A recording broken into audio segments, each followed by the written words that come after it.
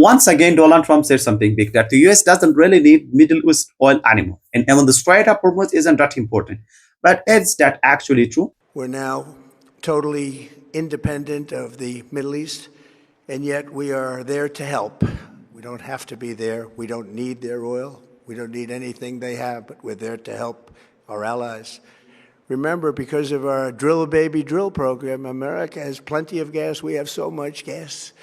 Under my leadership, we are #1 producer of oil and gas on the planet. We're in great shape for the future. The United States imports almost no oil through the Hormuz Strait and won't be taking any in the future. We don't need it. We haven't needed it, and we don't need it. This is an argument that Trump has made on his Truth Social platform a number of times in the past, with the application being that it should now be up to the country that actually roll on the Strait farmer for their imports, namely Europe and Asia, to get it open, in leading to some speculation that Trump could just walk away from Iran without any agreement on reopening the Strait. So in this video, we thought we would take a look to that idea that the US somehow doesn't need to reopen the Strait and explain why it isn't quite right. So the first thing to say is that Trump is half right, and so far it's true that the US today is indeed a big oil and gas producer.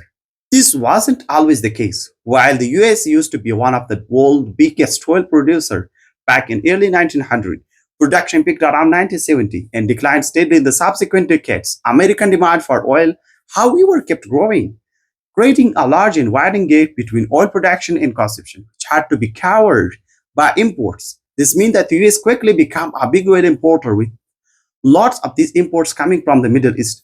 However, in the 2010, US oil production suddenly rebounded, surpassing its 1970 peak in November 2070. This was largely a consequence of so-called shale boom, as American energy companies started using fracking and horizontal drilling techniques to access new oil and gas deposits. Both oil and gas production surged, and the US has since become the world's largest oil producer, surpassing both Russia and Saudi Arabia. Furthermore, in 2020, the US became a net exporter. In other words, it exported more than it imported of crude oil and refined product for effectively the first time ever. More generally, the US today is a net energy exporter and has been since 2021.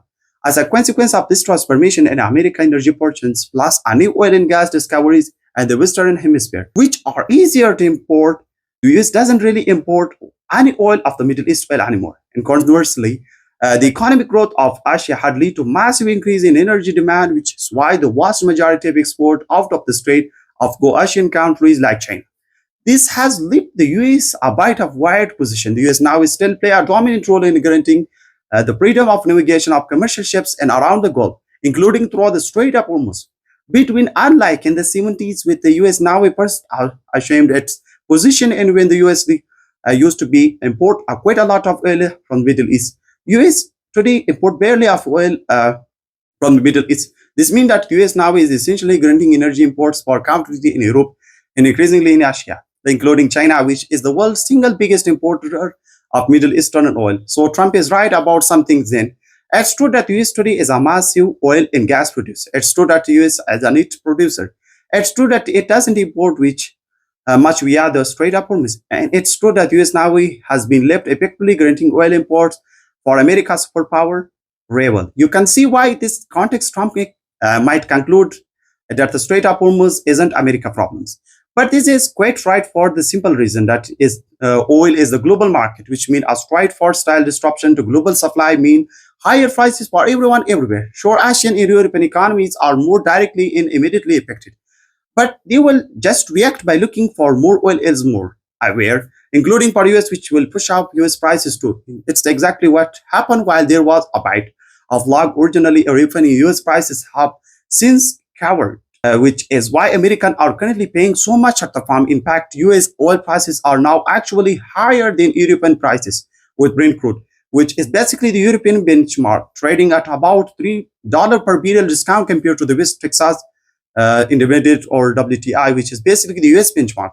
Now, of course, higher oil prices are great for American oil producers and their shareholders, and especially for US shale producers.